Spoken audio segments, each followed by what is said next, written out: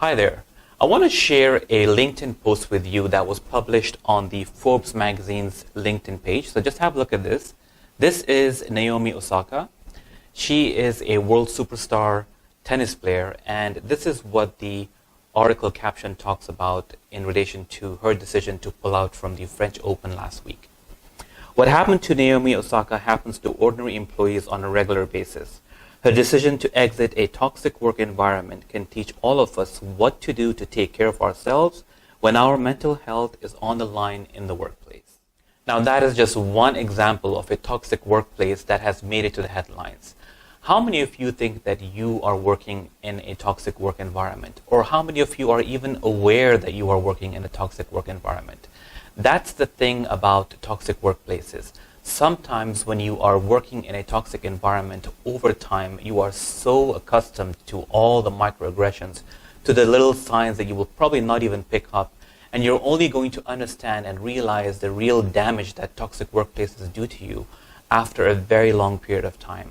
So I'm going to share with you just a couple of tips to pick up on some of the signs of toxic workplaces. Number one, observe how managers are treating the employees. Treatment of people in the workplace is one of the first and biggest signs of a toxic work environment. If you notice managers bullying employees, if you notice managers just unnecessarily putting pressure, yelling, condescendingly speaking to them, any of these is a red sign. It's a huge red flag in terms of picking up on the major signs of a toxic work environment. Number two, how are people speaking to each other and about each other? That's another thing. Now, if you notice that a lot of the employees are not speaking positively about their work environment or about the organization, there's a lot of complaints internally and you hear this out, that's also another sign of a toxic work environment. And number three, pay very close attention to how the leaders are behaving and whether they are leading by example or not.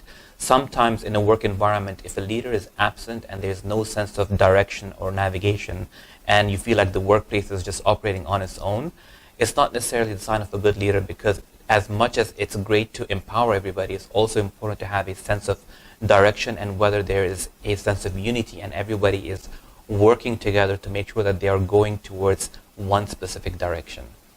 Now, last year in 2020, there was a huge scandal around Ellen DeGeneres, which was another huge, massive case of a toxic workplace which made it to the media. Again, these cases don't make it very often to the media because not everybody is willing to come out and speak about it, but they are far more frequently out there than we are aware of.